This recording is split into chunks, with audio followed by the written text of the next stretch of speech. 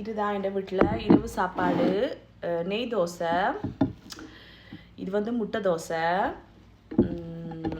இது வந்து பைத்தங்காய் கறி, கிழங்கு போட்டு சமைச்சிருக்கிறேன், சட்னி, இது பிறகு சாம்பார். வளமையான அப்பையும் வந்து மத்தியான சாப்பாடு தான் வீடியோவில் போடுறேன்னா இரவு என்ன சாப்பிட்றது போடுறல. சாம்பார் உரைப்பு நான் போடலை, பிள்ளைகளுக்கு சேரடியவா. சாம்பாருக்குள்ள இங்கத்திய மரக்கறி, நோர்வெஜ்ஜிய மரக்கறி, இது வந்து பீன்ஸ், கேரட், கிழங்கு பருப்பு.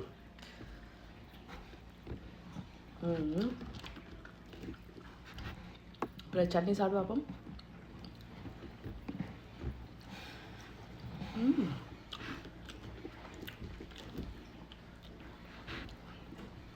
சட்னி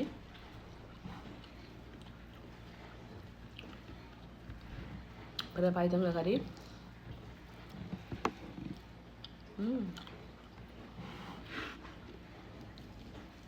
முட்டை தோசை, உள்ளுக்குள்ளங்க முட்டை. உங்களோட வீட்டில் என்ன இரவு சாப்பாடு கமெண்ட்டில் போடுங்க. ஓகே, பாய்.